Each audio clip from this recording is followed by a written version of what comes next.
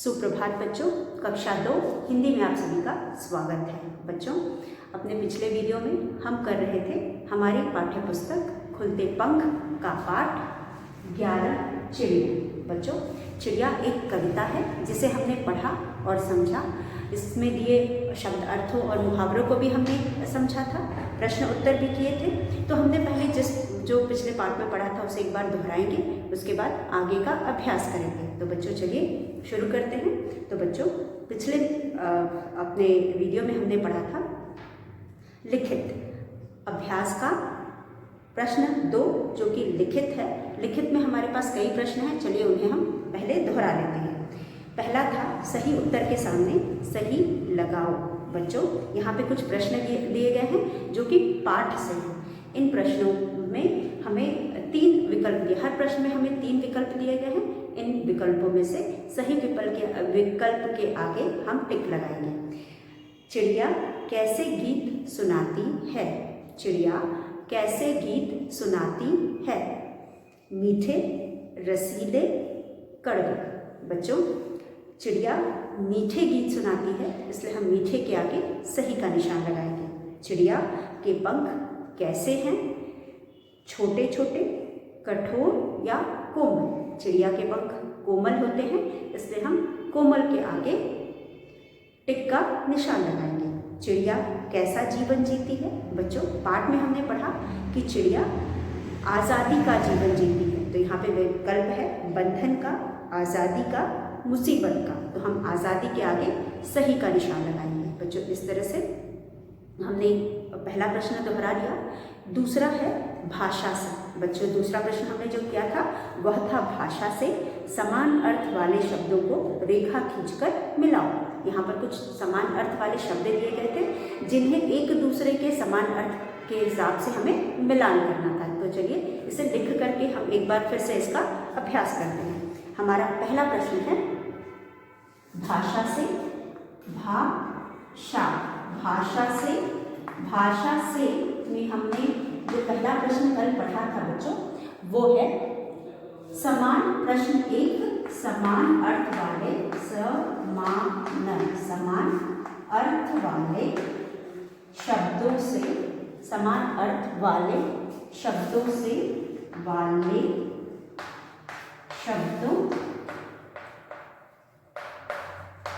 शब्दों को रेखा खींचकर रेखा पे आखिरी मात्रा रेखा खींच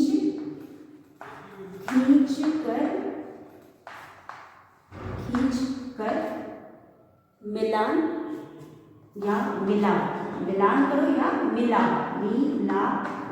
मिलाओ। तो चलिए बच्चों, इनको हम मिलाते हैं। तो एक बार प्रश्न आप पढ़ लीजिए, फिर मैं प्रश्न को मिटाऊंगी। समान अर्थ वाले शब्दों को रेखा खींचकर मिलाओ। तो बच्चों, हमें जो समान अर्थ का मतलब क्या होता है? समान अर्थ का मतलब होता है एक जैसे अर्थ वाले। समान अर्थ का मतलब होता है एक जैसे अर्थ वाले। तो यहाँ पे कुछ शब्द दिए गए हैं जो एक ही जैसे अर्थ वाले हैं, उन शब्दों का हमें मिलान करना है। तो चलिए पहले हम प्रश्न को मिटाते हैं, उसके बाद हम यहाँ पे शब्दों को लिखते हैं। तो बच्चों, हमारा प्रश्न है समान अर्थ समान अर्थ वाले शब्द। अब चलिए इन्हें हम पढ़ते हैं और इनका मिलान करते हैं। समान मतलब एक जैसे अर्थ वाले शब्द। तो हमारा पहला उदाहरण है आसमान।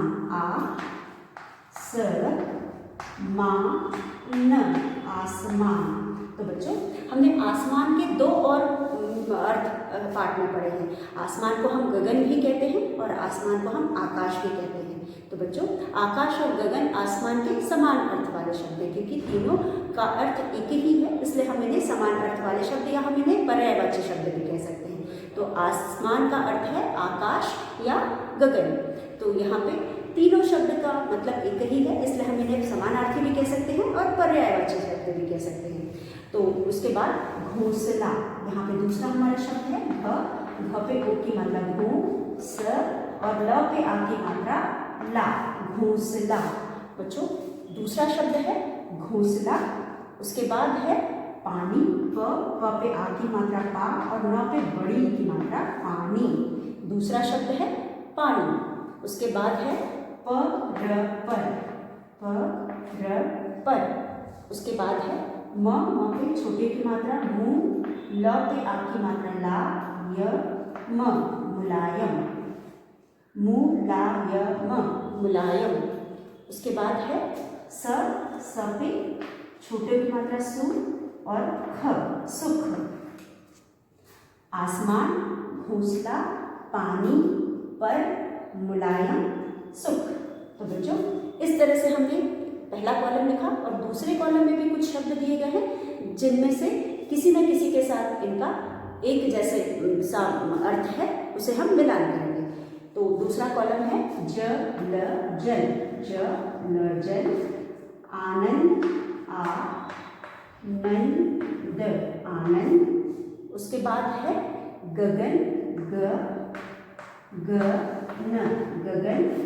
उसके बाद है कोमल, क पे उ की मात्रा को, म और ल, कोमल। फिर है नील, न पे बड़ी की मात्रा नी और ड़, नील। उसके बाद है पंखा, पंख, प पे बिंदी और ख। तो बच्चों चलिए अब हम इनको इनके समान अर्थ वाले शब्दों के साथ मिलाते हैं। तो बच्चों पहला शब्द है आसमान। मैंने आपको अभी भी बताया कि आसमान के कई अर्थ होते हैं, आकाश भी होता है और गगन भी होता है। तो यहाँ पे आसमान, हम इसके समान अर्थ वाले शब्द को ढूंढते हैं, जल, आनंद, गगन। तो बच्चों आसमान का दूसरा समान अर्थी होता है गगन। आसमान और गगन दोनों का मतलब आकाश होता है, इसलिए हम आसमान को गगन के साथ मिलाएंगे। उसके बाद पानी, बच्चों पानी, पानी का अर्थ होता है जल। तो जल पहला शब्द है, इसलिए हम जल से पानी को मिलाएंगे। उसके बाद पर, बच्चों पर का मतलब होता है पंख। तो यहाँ पे हम पंख ढूंढेंगे, जल, आनंद, गगन, कोमल, नील और पंख। तो हमें पंख मिल गया। अब हम पर को पंख से मिलाएंगे। तो बच्चों पर का मतलब है पंख, यानी पर का समानार्थी पंख हो गया। उसके बाद मुलायम, मुलायम का मतलब होता है कोमल, इसलिए मुलायम को हम कोमल से मिलाएंगे। तो बच्चों यहाँ पे कोमल। उसके बाद आखिरी शब्द हमारा है सुख। जैसा कि हम जानते हैं बच्चों सुख का मतलब आनंद होता है, तो हम सुख को आनंद से मिलाएंगे। तो बच्चों इस तरह से हमने यहाँ पे यह अभ्यास पूरा कर लिया और हमने जाना कि वह शब्द जिसके एक जैसे मतलब होते हैं उसे हम समानार्थी शब्द कहते हैं। वह शब्द जिसके एक जैसे मतलब होते हैं या मीनिंग होते हैं उसे हम समानार्थी कहते हैं। कभी कभी एक ही शब्द के बहुत सारे मतलब होते हैं, मतलब बहुत सारे शब्दों को एक ही मीनिंग होता है, उसे हम पर्यायवाची भी कहते हैं। समानार्थी शब्दों को हम पर्यायवाची शब्द भी कहते हैं। तो चलिए एक बार हम इसे दोहराते हैं। आसमान, गगन, घोंसला, घोंसला हमने नहीं मिलाया था, तो घोंसला का मतलब है नील। बच्चों घोंसला चिड़िया वह स्थान है जहाँ चिड़िया रहती है या अपने अंडे देती है। घोंसला चिड़िया रहने के लिए नहीं बल्कि अपने अंडों को देने के लिए बनाती है, और जैसे ही वो अंडे बड़े हो जाते हैं या चूजे अंडे से चूजे बाहर निकल आते हैं और वह उड़ना सीख जाते हैं तो चिड़िया घोंसला छोड़ देती है, और दोबारा जब उसे अंडे देने होते हैं तो वो फिर से नया घोंसला बनाती है। वह पुराने घोंसले में कभी भी अपना अंडा नहीं देती है। तो बच्चों यहाँ पे घोंसला यानी नीड़ या नीड़ यानी घोंसला, नीड़ हम घोंसले को कहते हैं। तो घोंसला, नीड़, पानी, जल, पर यानी पंख, चिड़िया के पंख होते हैं उसको हम पर भी कहते हैं और पंख भी कहते हैं। मुलायम, मुलायम का मतलब है कोमल, और सुख का मतलब है आनंद यानी हर्ष या खुशी। तो बच्चों यहाँ पे एक ही शब्द के बहुत सारे मतलब भी हो सकते हैं। तो इस तरह से बच्चों हमने यह अभ्यास पूरा कर लिया। चलिए अब हम आज का अभ्यास शुरू करते हैं।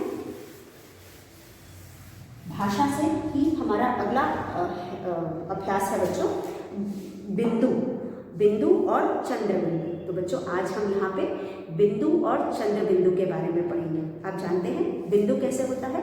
बिंदु यानी अंग की मात्रा, हम बिंदी द्वारा इस मात्रा को लगाते हैं, इसे हम बिंदु कहते हैं, और इसे हम अंग की मात्रा भी कहते हैं। उसके बाद चंद्र बिंदु, चंद्र बिंदु हम चंद्र चंद्रमा के आकार में निशान बना करके फिर हम बिंदी लगाते हैं, इसे हम चंद्र बिंदु बोलते हैं। तो बच्चों, बिंदु और चंद्र बिंदु वाले 3 शब्द लिखो। यहाँ पे हमें बिंदु और चंद्र बिंदु वाले 3 शब्द लिखने हैं। तो बच्चों, पहले हम बिंदी से लिखते हैं। जैसा कि आप जानते हैं, जब हम अंग की मात्रा पढ़ते हैं तो उसे हम नाक से बोलते हैं। क्योंकि हम उसे नाक से बोलते हैं, हम उसे अनुनासिक शब्द भी कहते हैं। जहाँ पे हम अंग की मात्रा का प्रयोग करते हैं वहाँ पे उसे हम अनुनासिक भी बोलते हैं। और अनुस्वर का मतलब होता है चंद्रमा, यानी चंद्र बिंदु, चंद्रमा यानी चंद्र बिंदु।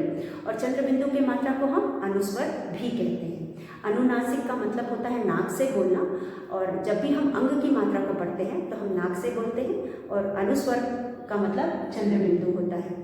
तो जो अंग की मात्रा होती है हम नाक से बोलते हैं, और चंद्र बिंदु को हम नाक और मुंह दोनों से बोलते हैं। तो बच्चों, यहाँ पे 2 मात्राएं हैं, एक को हम अनुस्वर कहते हैं और दूसरे को अनुनासिक कहते हैं। तो बच्चों, इन्हीं दोनों मात्राओं से हमें 3 शब्द लिखने हैं। तो चलिए लिखते हैं। पहली मात्रा है,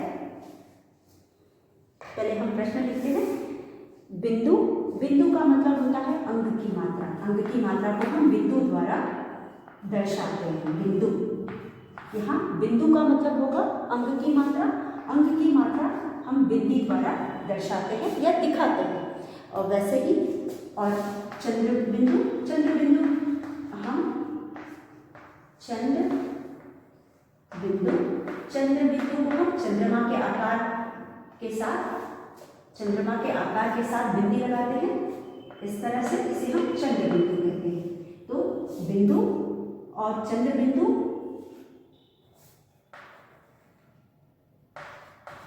बिंदु और चंद्र बिंदु वाले 3 शब्द लिखो। हमें 3 शब्द लिखना है। 3 शब्द लिखने हैं।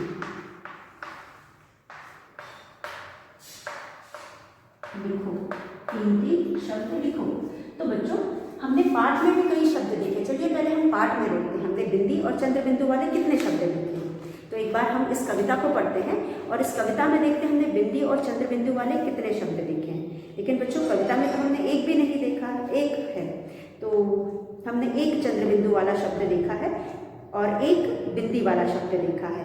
तो एक जो बिंदी वाला शब्द देखा है वो है आनंद। ये है आनंद, ये बिंदी वाला शब्द है। यह बिंदु वाला शब्द है। यह हमने पाठ में पढ़ा आनंद। और जो चंद्र बिंदु वाला शब्द पढ़ा है वो है आंधी। एक चंद्र बिंदु और ध पे बड़ी की मात्रा आंधी। तो बच्चों, पाठ में हमने पढ़ा आंधी पानी तेज धूप से कहीं नहीं घबराती। तो यहाँ पे हमने आंधी में चंद्र बिंदु देखा और उसके बाद आनंद में बिंदु देखा। तो बच्चों, यह थे पाठ के शब्द। चलिए अब हम 3 अपने मन से शब्द बना करके पढ़ते हैं। वैसे तो हमने घोंसला भी देखा, जो कि नीड़ का मीनिंग है। घोंसले में भी हमने बिंदी देखा। तो चलिए हम यहाँ लिखते हैं। पहला मात्रा है हमारा चंद्र बिंदु। पहला मात्रा है बिंदु। बिंदु से हम 3 शब्द लिखेंगे। तो बच्चों, जरा आप भी सोचिए 3 शब्द बिंदु से क्या हो सकते हैं। बच्चों, बिंदु से 3 शब्द पंख हो सकता है, अंडा हो सकता है, बंदर हो सकता है, और अंगूर हो सकता है, और डंडा हो सकता है, और बहुत सारे शब्द हो सकते हैं। चलिए इन्हीं को हम फिलहाल लिखते हैं। पहला है प पे बिंदी, पंख। फिर है, उसके बाद है अंडा। गंजा भी हो सकता है, गंजा, या फिर डंडा। 3 का हम बहुत सारे शब्द लिख सकते हैं। फिर बंदर। इसके अलावा बच्चों अंदर, सुंदर और अंगूर, ये सब शब्द हमारे बिंदी से बनते हैं या अंग की मात्रा से बनते हैं। और जब हम इन शब्दों को पढ़ते हैं तो हम इन्हें नाक से बोलते हैं। पंख, अंडा, गंजा डंडा और बंदर। तो इन शब्दों को हम नाक से बोलते हैं और मुंह से भी बोलते हैं। पंख, अंडा, गंजा, डंडा, बंदर। उसके बाद हमारे अंग की मात्रा, चंद्रबिंदु की मात्रा, हमने अंग की मात्रा देखी, अब हम चंद्रबिंदु की मात्रा लिखेंगे। अब चंद्रबिंदु की मात्रा में चांद, च पे अंग की मात्रा चांद, चांद। उसके बाद है आंख, आंख, आंख। उसके बाद है आंधी, आंधी, आंधी। इस तरह से हम और भी बहुत सारे मुंह भी लिख सकते हैं। मुंह में भी हमारे चंद्रबिंदु है। कुआं में भी चंद्रबिंदु है। तो बच्चों इसी तरह हम और भी बहुत सारे शब्दों को लिख करके अंग और चंद्रबिंदु की मात्राओं का अभ्यास कर सकते हैं। तो यहाँ पे हमारे पास है अंग की मात्रा या फिर बिंदु, पंख, अंडा, गंजा, डंडा, बंदर। उसके बाद है चंद्रबिंदु, चांद, आंख, आंधी। तो बच्चों इस तरह से हमने इन मात्राओं को यहाँ पर पढ़ करके समझा अंग और चंद्रबिंदु की मात्राएं कैसे लगा करके और उसे कैसे पढ़ते हैं। तो यह था हमारा अभ्यास प्रश्न 2। अब हम करेंगे हमारा तीसरा प्रश्न, जो कि है सही शब्द चुनकर वाक्य पूरे करो। तो बच्चों यहाँ पे हमें यहाँ पे कुछ शब्द दिए गए हैं। उन शब्दों में से जो शब्द यहाँ सही बैठता है उनको भर करके वाक्य को पूरे करेंगे। तो सही शब्द चुनकर वाक्य पूरे करो। यहाँ पे जो शब्द दिए गए हैं वो है फिरती, चुगती, बनाती, डुलाती। तो चलिए बच्चों पहले हम इसे लिखते हैं। हमारा अगला अभ्यास है सही शब्द चुनकर वाक्य पूरे करो।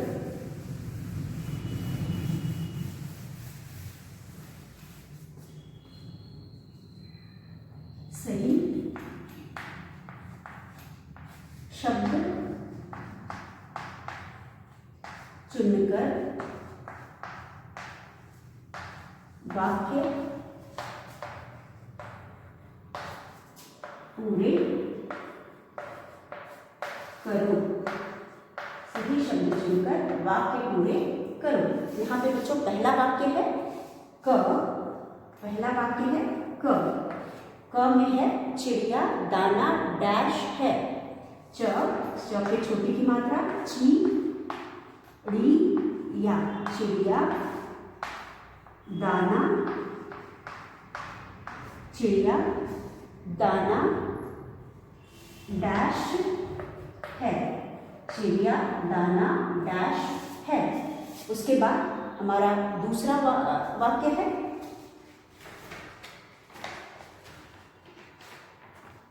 चिड़िया घोंसला डैश है। ख में है चिड़िया, चिड़िया घोंसला, घोंसला डैश है, चिड़िया घोंसला डैश है। फिर है ग में हमारे पास है चिड़िया पंख डैश है। च पे छोटी की मात्रा चिड़िया, चिड़िया घोंसला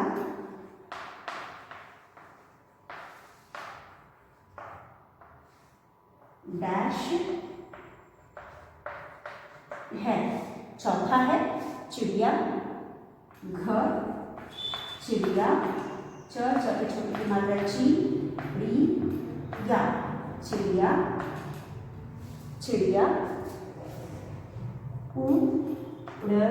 पे बड़ी की मात्रा ती, उड़ती, चिड़िया उड़ती डैश है, चिड़िया उड़ती डैश है। अब यहाँ पे हम जो शब्द हमें दिए गए हैं उनको लिखेंगे। अब यहाँ पर उन शब्दों को लिखेंगे जो हमें यहाँ पे शब्द दिए गए हैं। बच्चों जैसे हमें दिया गया है फिरती, फिरती। फिर उसके बाद है चुगती, च पे चुगती, बड़ी की मात्रा चुगती। फिर उसके बाद है बनाती, बनाती, बनाती। उसके बाद है डुला, तो पे बड़ी की मात्रा ती, डुलाती। तो बच्चों इस तरह से हमें यहाँ पे 4 शब्द दिए गए हैं, फिरती, चुगती, बनाती, डुलाती। यह सारी चीजें हमें चिड़िया के बारे में दिए गए हैं और हमें जो शब्द जिस वाक्य में सही बैठता है वहाँ पे हम इन्हें लिखेंगे। जैसे कि चिड़िया दाना डैश है, चिड़िया दाना क्या करती है, चुगती है, इसलिए हम यहाँ पे लिखेंगे च पे छोटे की मात्रा, ग पे बड़ी की मात्रा, चुगती। चिड़िया दाना चुगती, इसलिए हम यहाँ लिखेंगे चुगती।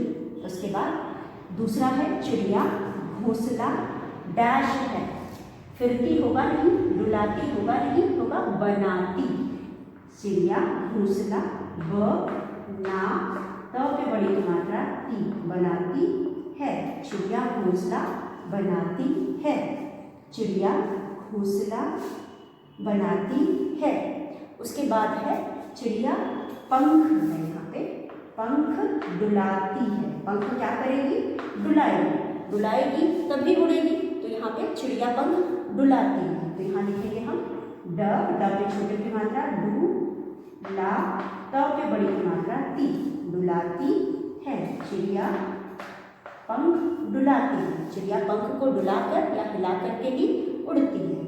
उसके बाद चिड़िया उड़ती डैश है, उड़ती फिरती है, उड़ती फिरती है। यहाँ लिखेंगे चिड़िया उड़ती फिरती है, चिड़िया उड़ती फिरती है। तो बच्चों यहाँ पे जो शब्द दिए गए हैं, फिरती, चुगती, बनाती, डुलाती।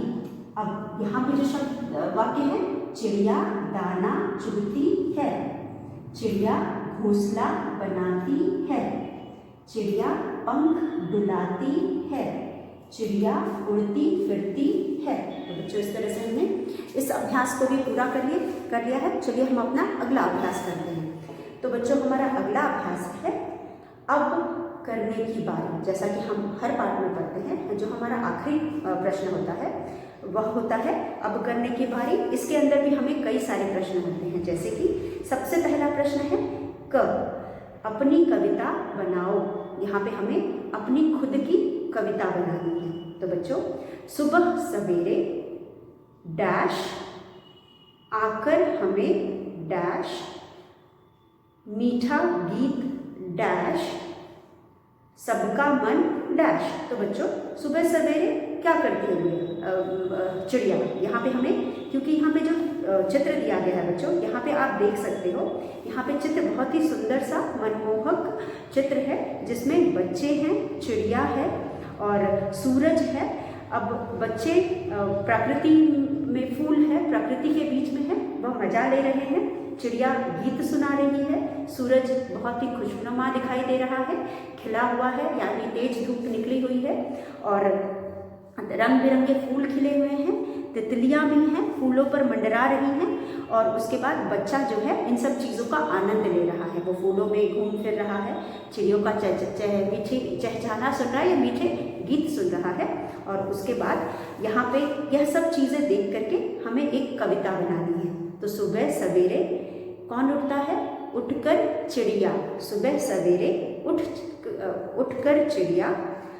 अगला है आकर हमें क्या करेगी, आकर हमें जगाती है, मीठा मीठा गीत सुनाती है। तो हम लिखेंगे मीठा मीठा मीठा गीत सुनाकर चिड़िया सबका मन बहलाती है। तो बच्चों आप इसे पढ़ेंगे तो शब्द खुद ब खुद इसके साथ फिट हो जाते हैं। तो जो शब्द मैंने अभी बोला उनको चलिए एक बार लिख करके हम इस कविता की का अभ्यास करते हैं। इसी तरह आप अपने शब्दों को, आप किन्हीं और शब्दों को भी जोड़ करके कविता बना सकते हैं। तो चलिए हमारा अगला अभ्यास है अब करने की बारी। अभी तक हम भाषा से पढ़ रहे थे और अब पढ़ेंगे अब करने की बारी। इसमें हम एक कविता बना रहे हैं जिसकी पंक्तियां कुछ इस प्रकार है। क अपनी अपनी कविता बनाओ, अपनी कविता बनाओ। तो हम यहाँ पे एक कविता बनाएंगे।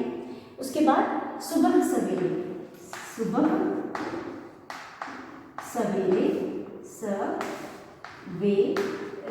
सुबह सवेरे, सुबह सवेरे, सुबह सवेरे उठ कर चिड़िया, उठ कर चिड़िया, चौपर छोटी की मात्रा ड़ी या। सुबह सवेरे उठकर चिड़िया क्या करती है? आगे हमारे पास है सुबह सवेरे उठकर चिड़िया। दूसरी पंक्ति में है आकर हमें, आकर हमें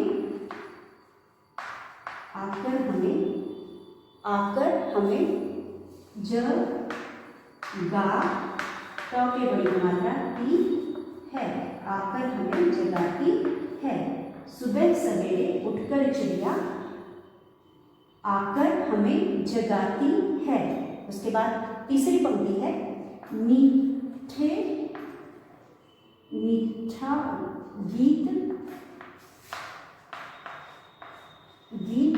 मीठा गीत सुनाकर चिड़िया, सुनाकर चिड़िया मीठा गीत सुनाकर चिड़िया सबका मन बहलाती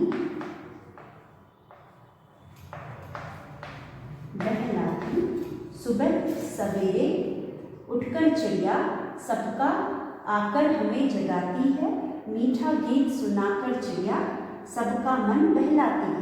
क्या करती है? सबका मन बहलाती है, सबका मन बहलाती है।